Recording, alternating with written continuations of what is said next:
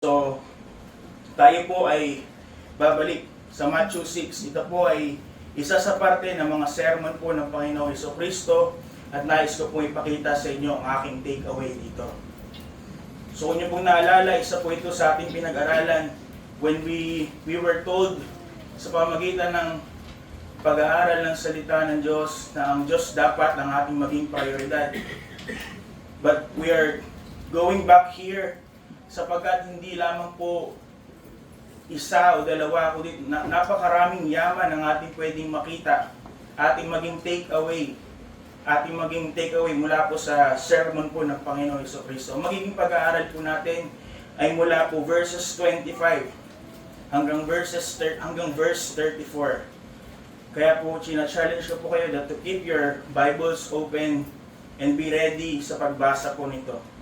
Ngunit ang magiging susing talata po natin sa ating tatalakayin sa gabing ito ay ang verses 25, verse 31, at verse 34.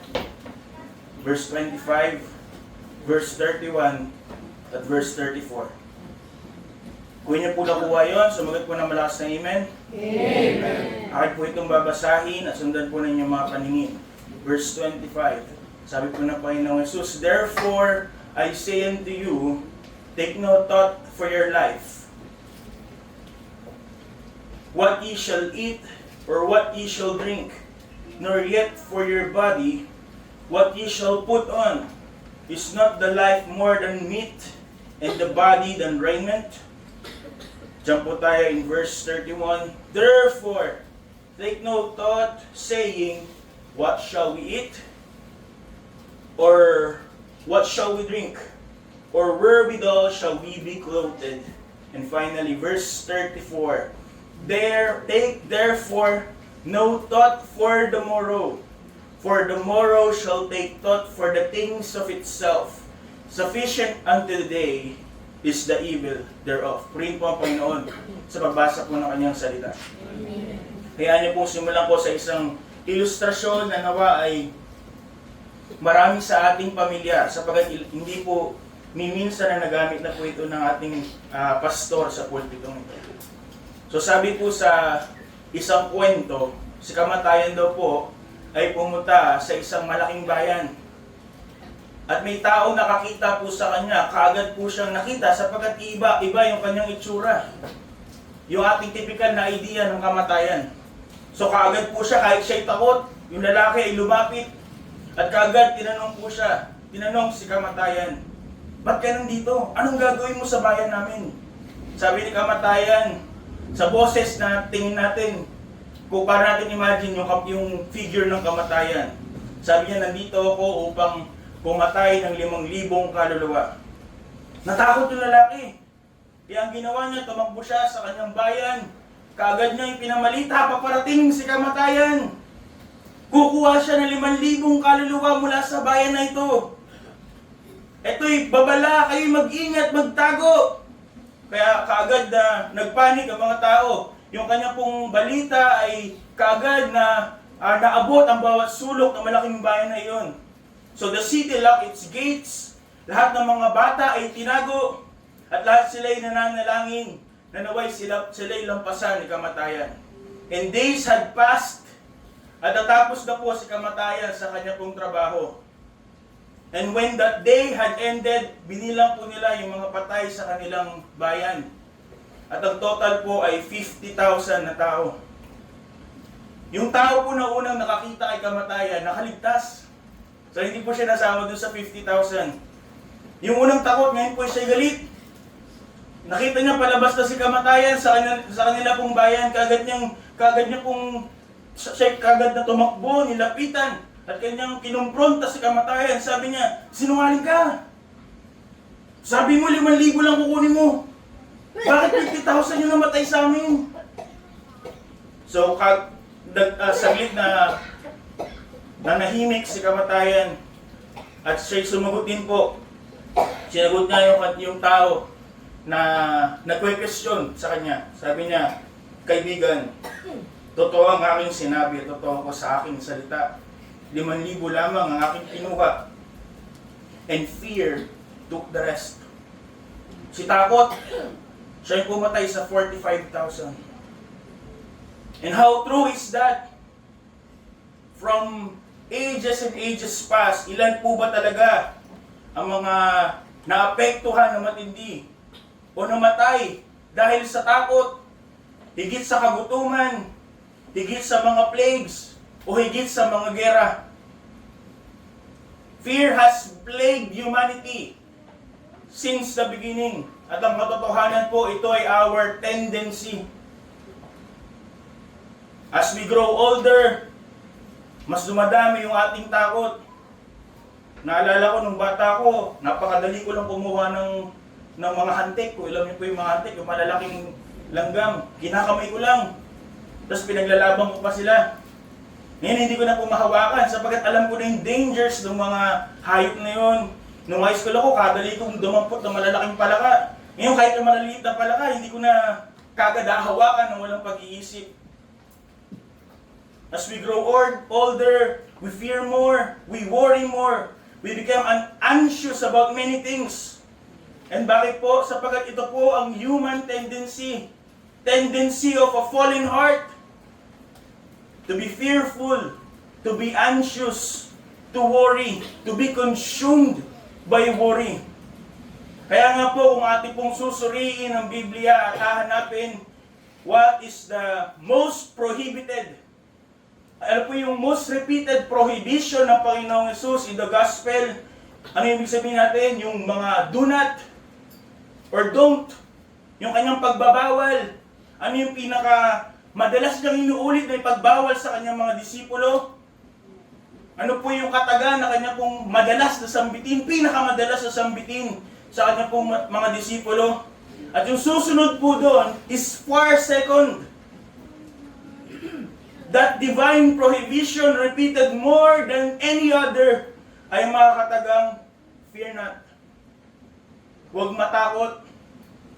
Sabi nga po ni R.C. Sproul sa kanyang observation, Jesus says, fear not, so often that it seems every time na kanya pong nakikita daw yung kanyang mga disipulo, instead of saying hi, or instead of saying hello, instead of saying shalom or peace, ang sinasabi ng Panginoong Jesucristo sa kanila ay fear not. Almost as if yun po yung pagbati ng Panginoon sa kanila. Instead of saying hello, madalas sinasabi ng Panginoong Jesus sa kanyang mga disipulo is, don't be afraid.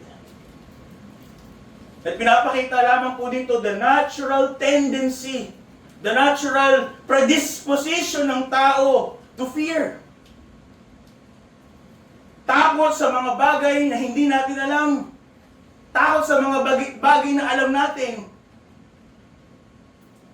Ngunit ang katotohanan, maraming bagay naman talagang nakakatakot sa mundong ito. There are really many fearful things sa buhay natin. There are many painful things na ayaw nating maranasan. And they are real things. Hindi lahat ng takot ay unwarranted. Hindi lahat ng takot ay unjustified. Maraming mga takot ay katanggap-tanggap, if I may say. Not every worry goes unrealized. Maging ang Haring David had confessed, the thing which I greatly feared, sabi niya po sa isang pagkakataon, is come upon me. Takot, kabalisaan. Ito po'y parte ng ating fallen nature, fallen humanity. Tayo'y takot na mawalan, tayo'y takot na magkulang, at tayo'y takot sa bukas na hindi natin alam. Kaya nga po, isa sa mga nag-boom na career in the previous decade, yung mga financial advisors, mga life insurance na policy advisors. Marahil mga familiar tayo sa life insurances, familiar tayo sa mga investment portfolios, familiar tayo lalo na sa mga corporate, yung mga contingency plans. Isa sa mga lagi kong nakikita na ad sa Facebook pag nanonood ka ng Reels, kung makaka-relate kayo, yung commercial ng BDO. Sasabihin, Mama, I want to be a painter like you. I want to be an engineer like you, Dad. Sasabihin nung narrator, kahit wala ka na, kaya pa nilang maabot yung pangarap nila. Hindi po natin sinasabi na masama, na maghanda para sa kinabukasan. And we see the explosion ng mga bagay na ito because they promise the security of the unknown tomorrow.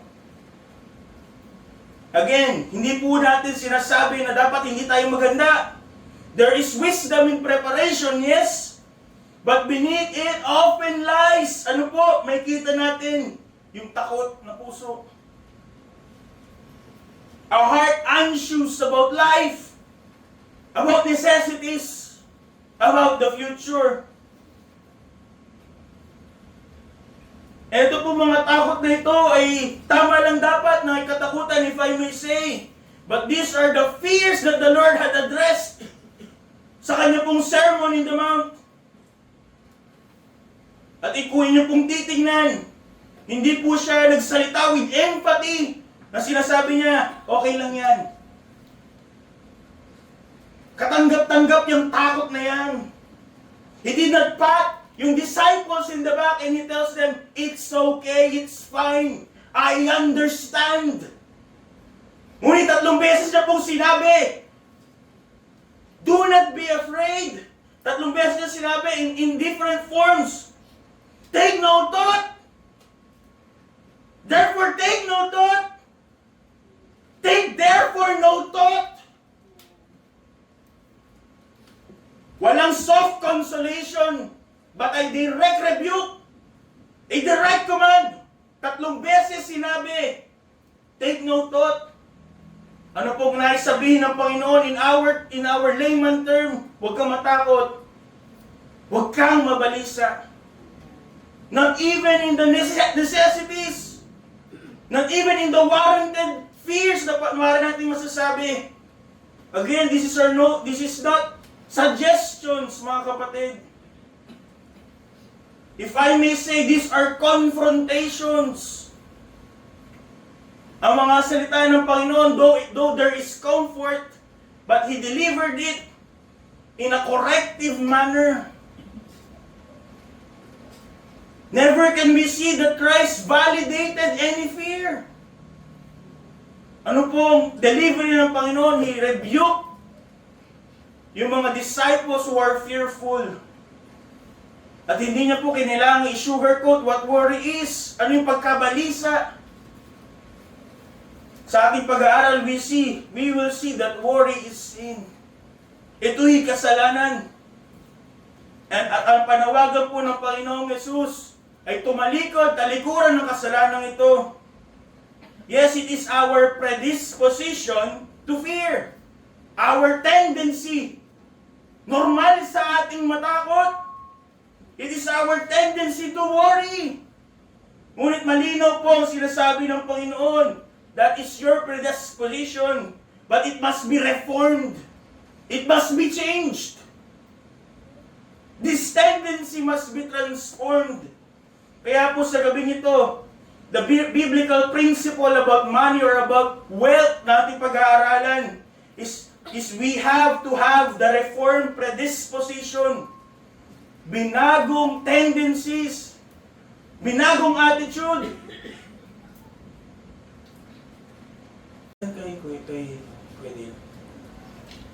Kaya po ang title natin sa gabing ito is The Reformed Predisposition. We have to waive worry and we have to will worship. Iwaksi ang kabalisaan at piliin ang pagsamba. Nasend mo na, Carl. Okay, thank you.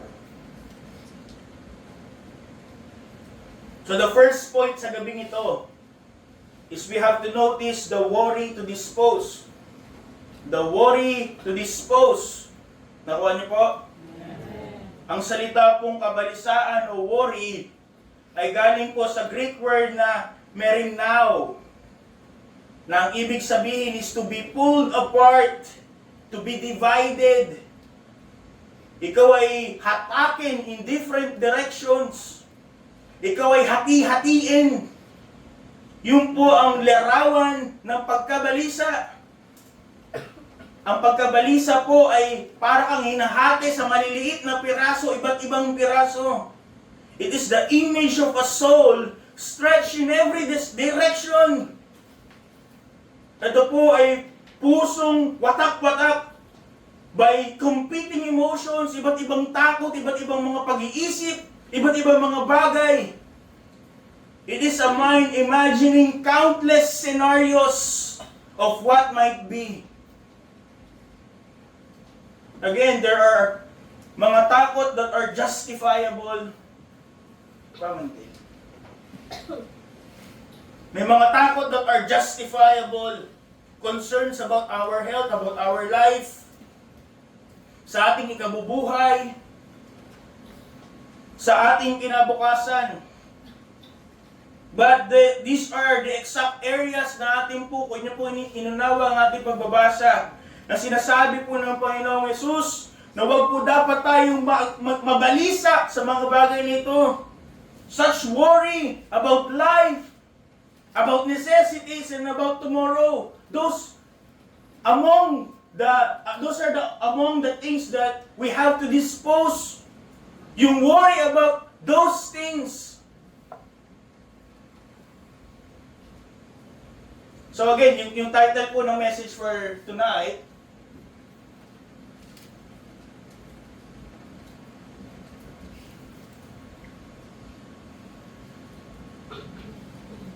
Principle number 4, the title is Reform Predisposition.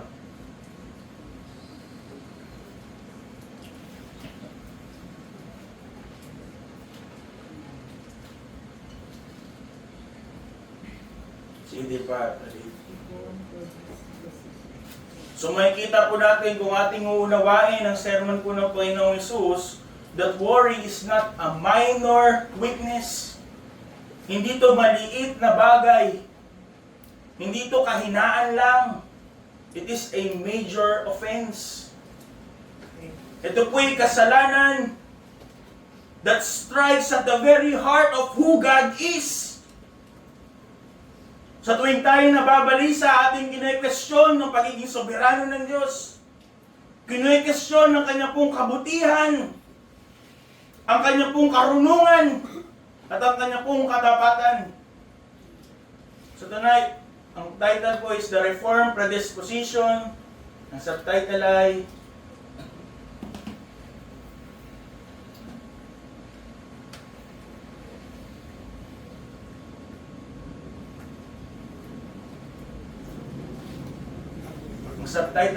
Wave Worry. Yan, Wave Worry Will. Ibig sabihin, naising sumamba. So sabi po ni Pastor John MacArthur, worry is a tremendous force. Hindi po ito kahinaan, a minor weakness, but it is a tremendous force. It can warp your personality. It can steal your joy. It can rob your peace. It can foul up your relationships. It can cripple your faith. It can harm your usefulness. It can wreck your Christian testimony. Worry is a powerful force. It is not a trivial sin. It is a significant sin. Hindi maliit na bagay sapagkat ang maliit na pagkabalisa ay nakakaapekto sa kabuuan, sa buong parte ng ating buhay. Jesus Christ Himself declared in Matthew 6:25. Matthew 6:25, reading starts.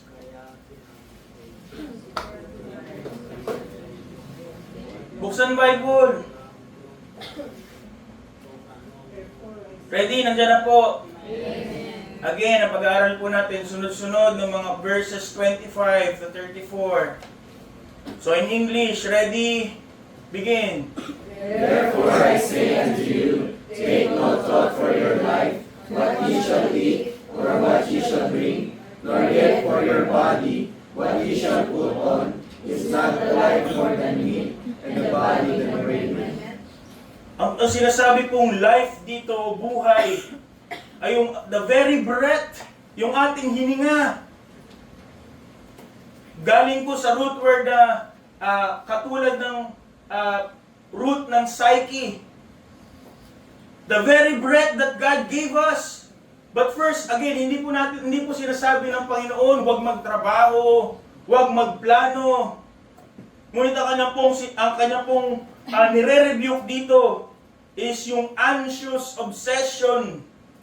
He condemns the constant mental churning. Yung hindi ka na makatulog kakaisip, sapagkat ito po'y pagdududa sa probisyon ng Panginoon. Hindi po ito basta maliit na kasalanan. Because when we worry about life, we are insulting the life giver. Pinoproblema mo, paano papahabain ang buhay? How will you sustain this life? And you are insulting the one who gave life to you. Natatakot tayo how to keep living. We question God sa mga sakit, mga paghihirap. And when we worry about life, ating pong question whether this life is even worth God's care.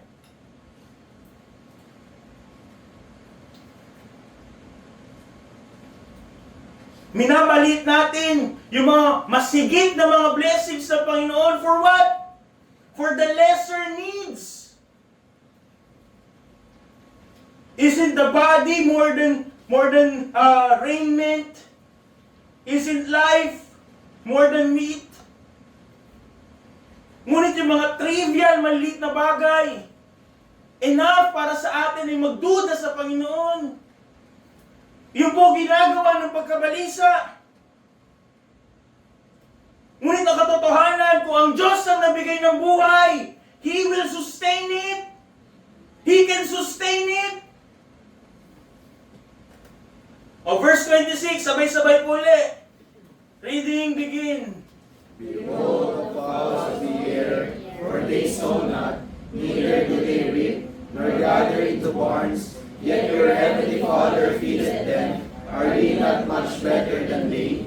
Nakakita na po ba kayo ng ibon na hindi makatulog? Yung hindi nocturnal ha? Ibon na hindi makatulog at paggising niya, garalgal yung kanyang kanta. Hindi siya makatulog sapagkat iniisip niya, anong kakainin niya bukas? But every morning we will hear the birds singing. Not because alam na nila kung anong plano nila for their next meal. Ipinakita po dito, why? Because the Father had prepared kung ano po yung mga pangailangan nila. God feeds these birds. Hindi po sila nagtatanim. Sabi ng Panginoon, hindi po sila nag-aani. Hindi sila nag-iimpok. Ngunit sila po'y kumakain. At kung ang Ama sa langit, ang Diyos po ba sa langit ay ating Ama? Yes. Na kaya pong pakainin at pinapakain ng tapat ang mga ibong ito, maliliit na ibon. What more? His blood bought children. Yung kanyang mga anak na binili sa pamagitan ng banal at precious blood of the Lord Jesus Christ. And when we are anxious about little things, about the necessities, sabihin natin ng buhay, we are insulting yung pagmamahal ng Ama sa langit. Na para sinasabi natin, mas mahalaga pa yung maliliit na mga ibon, mga maya, kesa sa atin. Verse 27, basa po, reading. Begin. Which of you by taking thought can add 1 cubit unto his stature? Isa sa mga greatest questions na ating po inaral sa sa serye po ng ating pastor. But to put it simply, pagkabalisa, ito po ay hindi nagdadagdag ng buhay.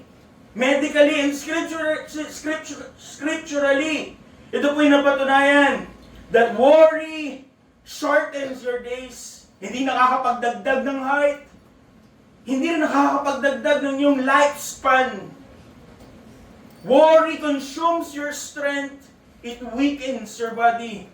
Verses 28 to 29, mga kapatid. Reading again. Begin. Why take ye thought for raiment? Consider the lilies of the field, how they grow, they toil not, neither do they spin.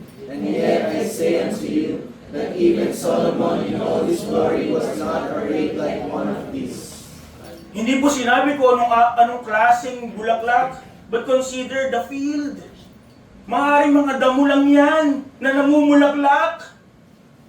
But consider them, sabi ng Panginoong Yesus, kung paano sila bihisa ng Panginoon.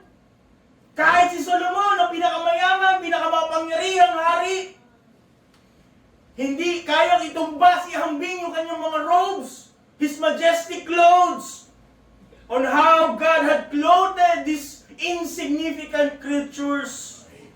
And why worry about your clothing? Anong pinapakita po dito?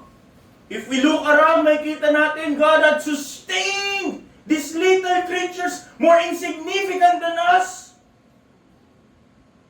And if we worry, we assume that the Father is either doesn't know na meron tayong pangangailangan, o ating na-assume na walang paki ang Diyos sa atin, or we assume that God cannot provide. We question His knowledge, yung kanyang care, and His provision when we worry. Verse 30 po, mga kapatid, reading, begin. Wherefore, if God so clothe the grass of the fields, which today is, and tomorrow is cast into the oven, shall He not much more clothe you, O ye of little faith? O ye of little faith. Bakit hindi minamaliit ng Panginoong Yesus yung mga warranted fears, kahit pa mga justifiable fears? Pinakita niyo po bakit? Worrying is faithlessness. Kawalan, kaliitan ng pananampalataya, pagkabalisa. Ito po yung pagdedeklara harapan sa Diyos that you may be sovereign over galaxies, but you have no power over my grocery bills. When we worry, it is not a simple expression, but it is a blasphemous act.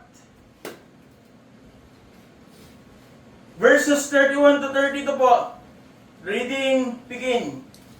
Therefore take no thought, saying, What shall we eat, or what shall we drink, or wherewithal shall we be clothed? For after all these things do the Gentiles seek, for your heavenly Father knoweth that ye have need of all these things. Notice ano pong description sa mga pag-aalala, sa mga mga pangangailangan ng buhay. Katulad kayo ng mga walang Diyos. What is the Lord saying to us? Worry is not only faithlessness, it is godlessness.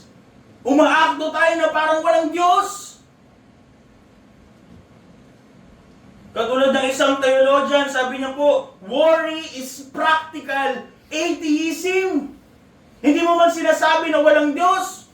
Sasabihin mo man sa bibig mo may Diyos, pero umakto ka para kang walang Diyos.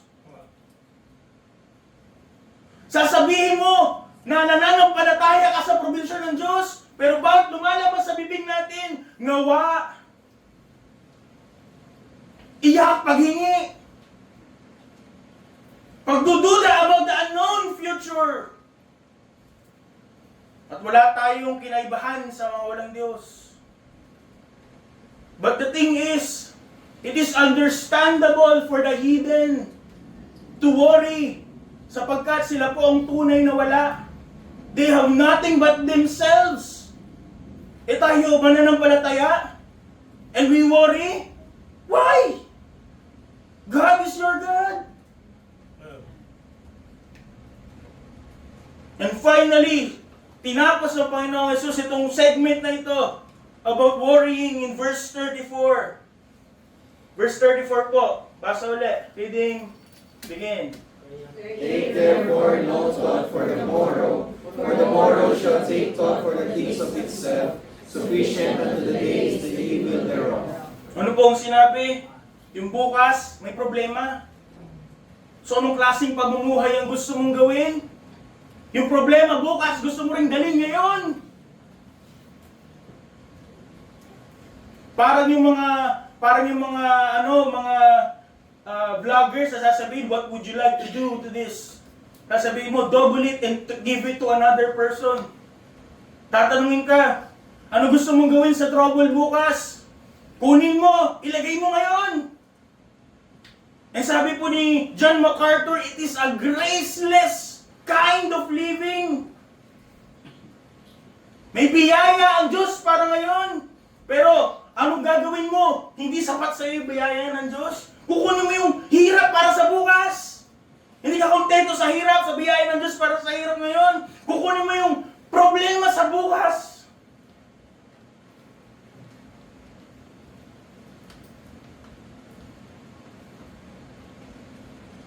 Kaya po worry, it is understandable.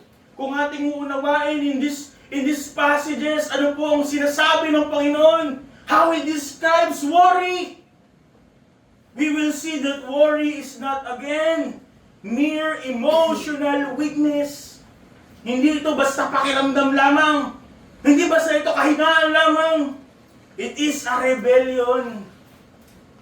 It is something na ginagawa natin against dapat sa ating spiritual new nature. When we worry, we refuse to know God. When we worry, we refuse to trust God. When we worry, we refuse to obey God. Yung ating pong pagkabalisa is an open defiance against His promises. Sinabi niya, unahin mo ang kaharian ng Diyos. At pang lahat ng ito idadagdag para sa inyo. But you still worry. You refuse to put God first. Eh ano po yun? Defiance against His promises. Hindi mo man sinasabi, but when we worry, we question yung kredibilidad ng Diyos. Yung pangako ng Diyos. We trust ourselves more than Him. So that's why it is understandable why Christ had commanded His listeners in this preaching, not once, not twice, but thrice. Tatlong beses niyang sinabi, do not fear, do not worry, do not be anxious. Because we are repeated offenders, paulit-ulit. Because tayo po'y may mga tengang kawali, we refuse to listen. At dahil tayo may mga matitigas na puso, we refuse to obey. But the command is clear. Thrice had it been emphasized, worry must be disposed. Sabi po ni Charles Spurgeon, "O little faith, learn better manners. God is not unaware of your needs." Anong kailangan baguhin? Yung may maliit na pananampalataya. When they worry, ano po sabi? They need better manners. Bakit po? Sila'y bastos. Magiging bastos. Because the truth is, ang Diyos po ay hindi walang alam sa ating kalagayan. Hindi walang alam sa ating pangangailangan. So next, The wonders to discover. Ating pong bilisan natin. Wonders to discover. Ang problema po nating mga tao, we are short-sighted creatures. Kahit pa'y pagmayabang mo na 20/20 vision ka. Tayo po yung mga short-sighted creatures. We can only see the now. We can only see the pressing matters na nasa harap natin. But we fail to look around. We fail to look up. So dito po sa sermon ng Panginoon, there are 3 wonderful divine realities. Reasons why we should not worry. Wonders that we have to rediscover. Sapagkat kung tayo mga Kristiyano, we have this. Enough reason not to worry. First and foremost, we have a Father who cares. Sabi po sa verse 26, Your Heavenly Father. Hindi ama ng iba. Ama nyo, ama natin. At ang ama natin, hindi lang po siya may kakayahang pakainin lahat ng ibon, sa lahat po ng oras, sa lahat ng pagkakataon, sa lahat ng ages ng mundong ito. And if He cared enough for those birds, if He cared enough for the lilies in the fields, I can assure you He cared much more for you. Because we are His daughters and sons.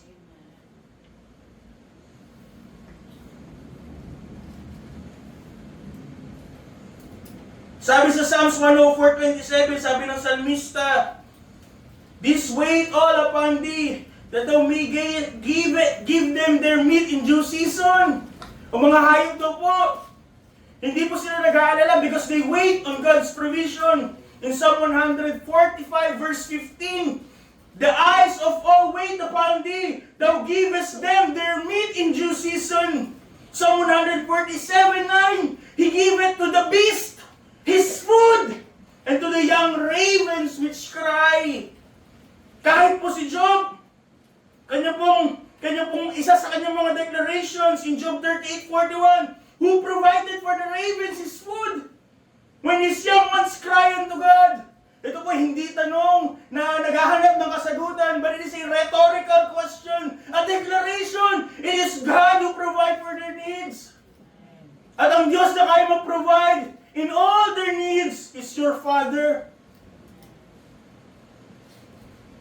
The hand who can provide for the sparrow. Sa lahat ng mga hayop na humihinga in all ages. Sa mga maliliit na mga damo na kaya mamulaklak. Lahat po ng kanilang pangangailangan ay tinutugunan ng Diyos. At ang Diyos na yun ay iyong Ama. Amen. And if God so cares for the lesser, how much more yung kanya pong aruga, yung kanya pong pag-iingat sa ating kanyang mga anak, yung kanyang pinapakain ng mga ibon sa himpapawid, will He not feed His own children? If He clothes the grass, will He not clothe His sons and daughters?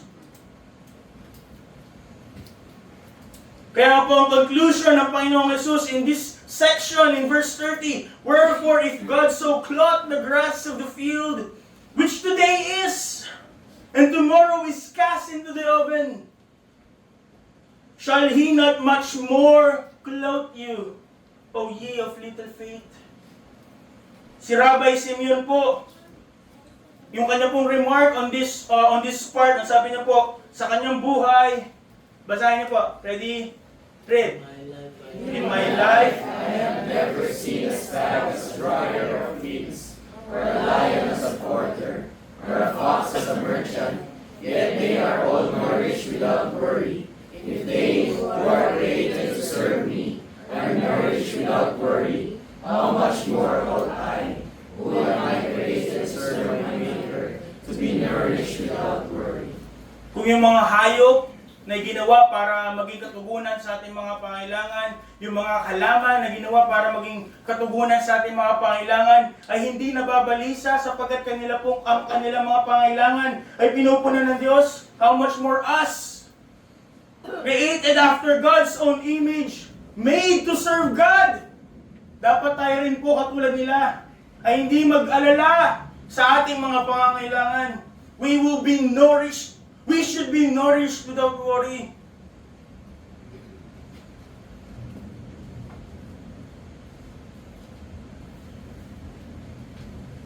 Ang Panginoon po ay ninanais tayong matutunan sa gabing ito that the one who feeds the sparrow and dresses the field with lilies is none other than our Father. If He governs, kung Kanya pong pinapamahalaan ang napakaliit na mga detalye sa Kanya pong mga nilikha, how much more will He not provide, prepare for your needs, for the needs of His own children. Kaya kayang sabihin ni Apostol Pablo in Romans 8:32, He that spared not His own Son, but delivered Him up for us all, how shall He not with Him also freely give us all things? Nais tayong palalahanan ng Panginoon na tayo po ay bigyan ng pabaon, that when we worry, remember who your Father is. Remember that you have a Father in heaven, and that Father cares for you. Tayo po ay hindi po tayo mga ulila sa mundong ito. We are under the faithful care of the sovereign Creator. Next, why we should not worry? Because of the faith we confess. Sa verse 32, di po ba sinabi ng Panginoon, for all these things do the Gentiles seek, for your heavenly Father knoweth that ye have need of all these things. Again, katulad sinabi natin kanina, yung mga walang Diyos, meron silang karapatan na magmabalisa sapagkat wala silang Diyos. Lahat ng meron sila at kaya nilang dependehan are themselves, sarili nila. Ang kanila pong mga Diyos ay bulag. May mata hindi nakakakita, may tenga hindi nakakarinig, may kamay hindi nakakahawak, may paa hindi nakakalakad, may bibig hindi nakakasalita.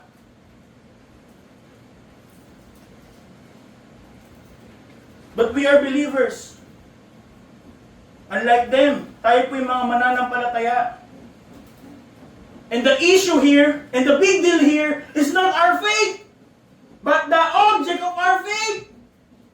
Kanino ka nananampalataya? Kay Kristo. Sa Diyos. Ang Diyos mo ba'y patay? Ang Diyos mo ba'y mahina?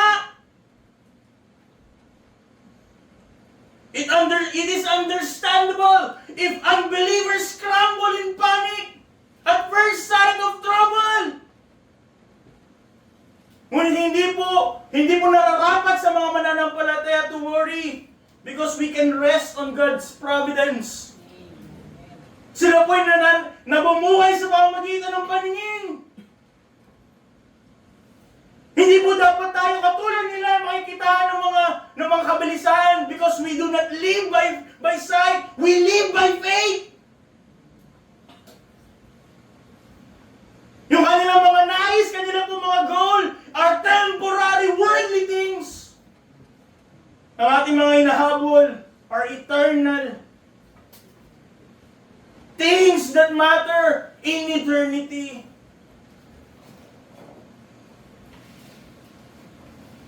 Ang kaibahan po nating mga mananampalataya, kung tayo mananampalataya, sa mga hindi mananampalataya, is not the absence of need. Lahat tayo, kahit mananampalataya, may pangangailangan. But the difference is the object of trust. Again, kung tayo mananampalataya, Diyos ang ating pinagtitiwalaan. Kung tayo mga mananampalataya, we can claim as Apostle Paul claimed in Philippians 4:19, my God shall supply all my needs according to His riches in glory by Christ Jesus. Sa mga panahon na tayo nababalisa, we are anxious.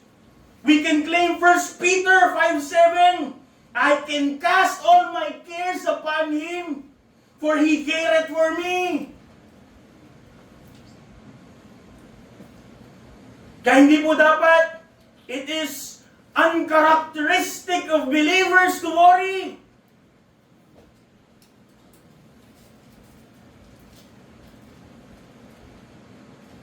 It is understandable to see how worry is a dishonor to God's character.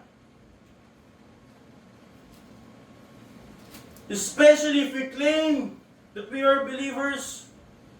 Dahil kung tayo po, we have confessed faith, our faith is in the right place. Kung tayo po ay nagsabi tayo mananampalataya, ang pananampalataya po natin ay nasa tamang lugar. Yung pagtitiwala natin nasa tamang lugar. Nasa Diyos. Ba't tayo mababalisa?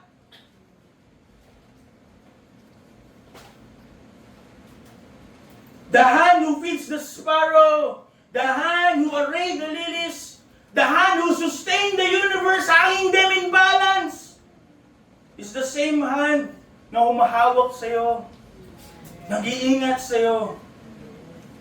Yung kamay na yung pinanampalatayanan. So why worry?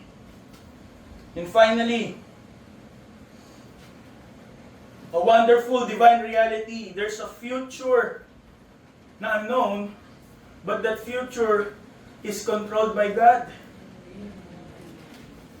There is an unknown future. Sinabi po ng Panginoon Jesus, take therefore no thought for tomorrow. So verse 34, for tomorrow shall take thought for the things of itself. Sufficient unto the day is the evil thereof. Walang sinabi ang Panginoong Jesus na walang problema bukas. Sinabi niya, meron. Sapat na yung problema bukas. Huwag mo nang kunin ngayon. Huwag mo nang idalhin ngayon. He warned us about the troubles of tomorrow. Ngunit ano pong may kita natin dito? The point is, why worry about tomorrow? You don't have control over it. Wala kang control bukas. At paano kayang sabihin ng Panginoong Hesus yung bagay na yun? Because it is He who controls tomorrow. Tomorrow is not ours to control. But the future is in the hand of God. Ang ating hinaharap ay nasa kamay ng Diyos. Mababalisa ka, anong kukunin mong kurso, anong kukunin mong karir.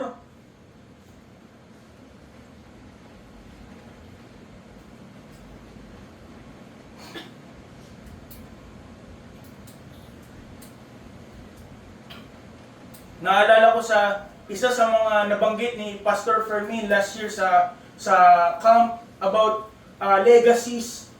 Sinabi niya hindi siya namumblema sa legasiya, kayamanan na kailangan niyang iwan sa kanyang mga anak. Hindi naman niya alam ano kinabukasan. But what he knows is that God will provide for their need.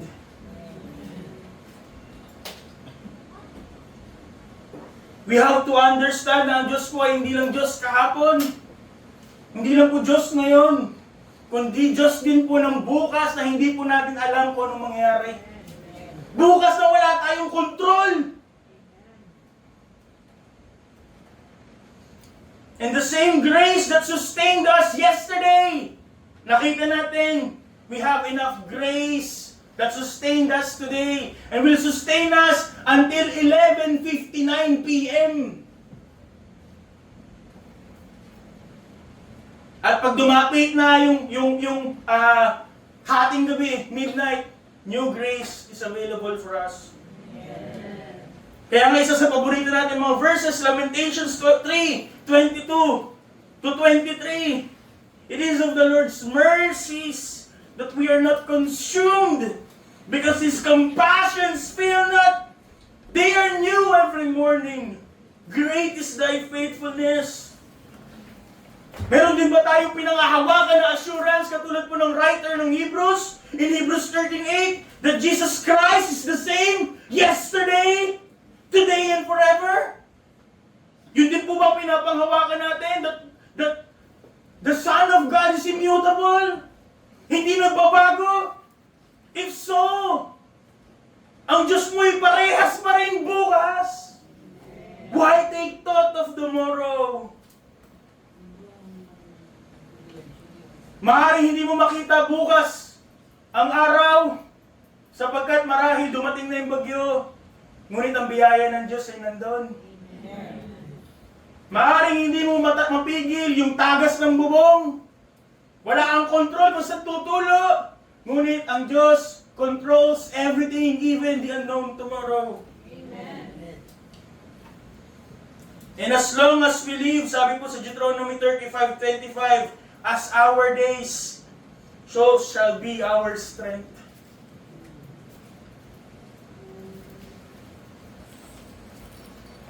Isa sa mga notable na binanggit ni Pastor Nat nung kanya pong preaching online. Online pa ba yun?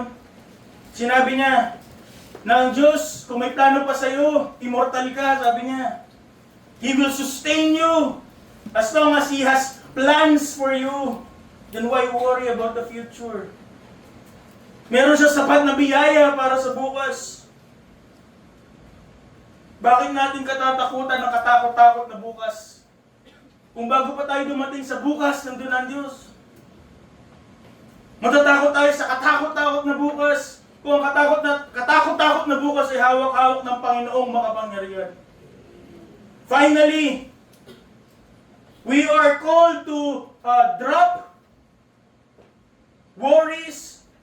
We are called to look around and see yung wonderful things that we have. Finally, tayo po ay tinatawag from worrying to worship. So last point, the worship to desire. The worship to desire. Hindi lang po sinabi ng Panginoong Jesus, konti na lang po, that we should stop worrying thrice.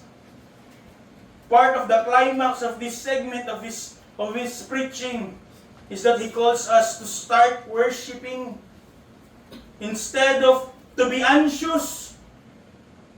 Ang panawagan po sa atin is to be devoted. Pinoproblema mo ang buhay, pinoproblema mo yung mga pangangailangan, pinoproblema mo ang bukas, sabi ng Panginoon, sambahin mo ako. Sambahin mo ang Diyos. Unahin mo ang Diyos. Bakit natin sinasabing sambahin? Again, ano po ang essence ng worship? Galing po sa Old English na worship. Pagpapakita to ascribe kung yung word ng isang object. Pagpapakita ng pagiging karapat-dapat ng isang bagay. And in this case, magiging karapat-dapat ng Diyos. To be put first.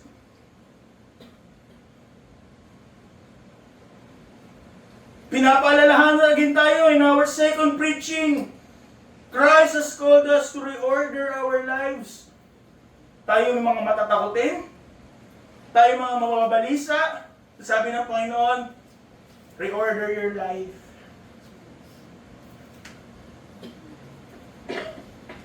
And start by showing God's work sa iyong buhay. Start by seeking first the kingdom of God and His righteousness. And only then will the need be provided. It is a conditional promise. Lahat ng mga kinakabalisa mo, alam yan ng Diyos. At tutugunin niya ng Diyos. But there's a condition. Put me first. Worship me. Pakita mo yung aking word. It is not a casual advice, mga kapatid. Ito po'y utos. Utos ng Panginoong Jesus mismo, galing sa bibig ng Panginoon. To seek first the kingdom of God. Unahin yung mga bagay na sa Panginoon over us. Over ours.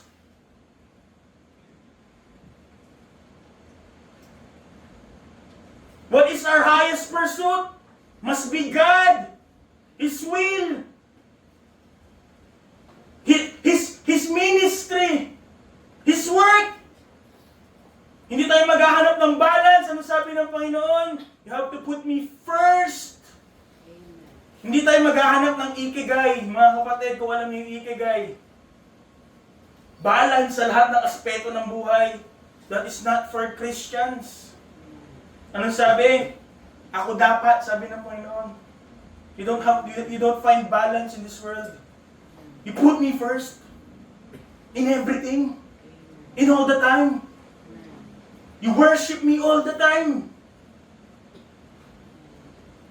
But again, this hard promise comes with a this hard command comes with a great promise.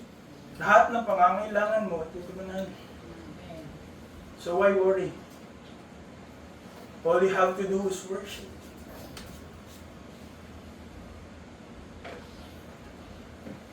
Patotoo ng salmista in Psalm 34, 9-10, They that seek the Lord shall not want any good thing.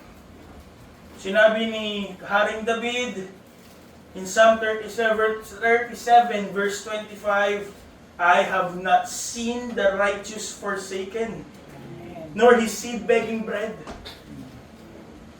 Wala po pinangako ang Diyos ng mga luxuries. Ngunit again, katulad ng preaching nakaraan, what we can expect from God is sufficiency. Sapat.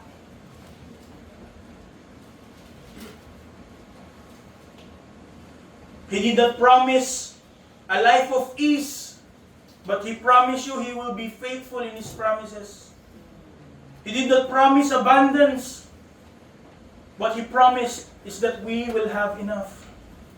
So why worry?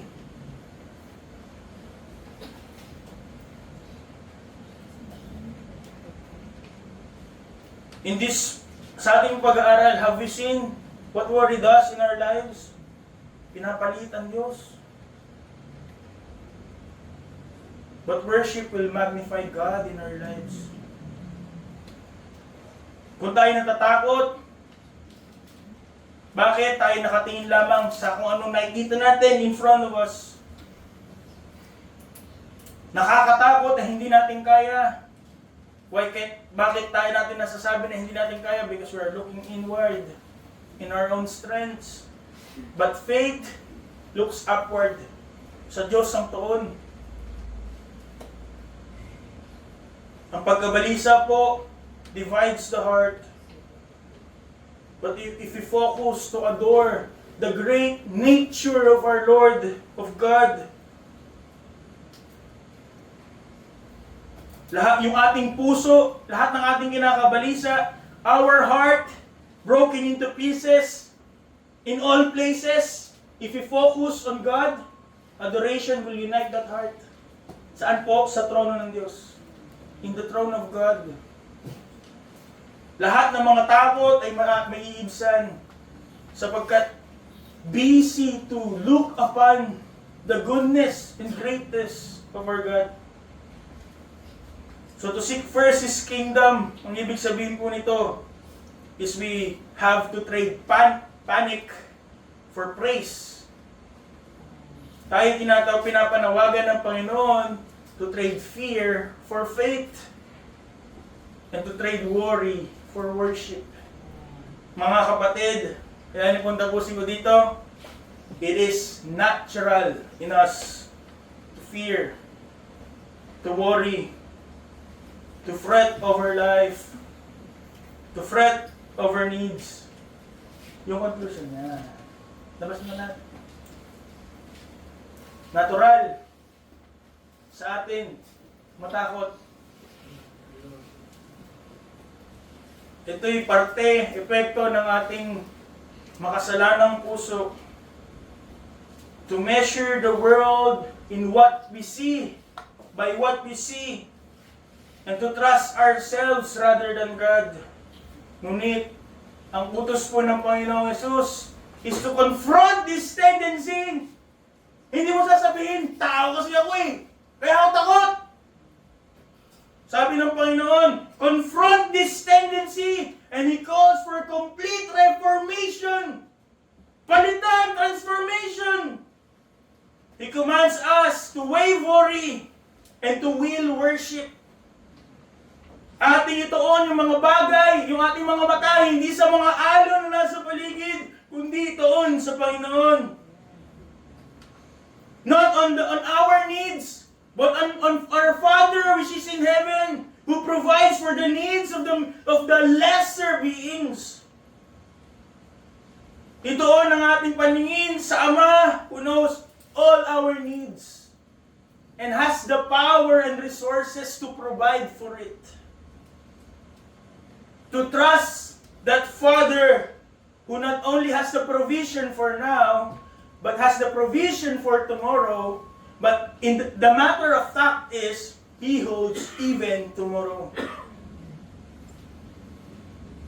Hindi po tayo pinapanawagan ngayon to just stop fearing, to just stop worrying. Ang panawagan po ngayon is to start to completely trust God with our lives, with our needs, and with our future. The reformed predisposition is a heart that exchanges anxiety to adoration of God's beauty, exchanges fear for faith in God, at papalitan yung self-reliance for a total dependence on God. So nawa po, sa gabi nito, tayo po'y tumugon sa panawagan. Let us allow the Holy Spirit to reorder our hearts. Alisin yung pagkabalisa at hayaan yung pagsamba, pagbibigay ng anong karapat-dapat sa Diyos ang mamutawi sa ating buhay, maghari sa ating puso. At nawa, matagal na natin sa church. Ang dami na natin napakinggan.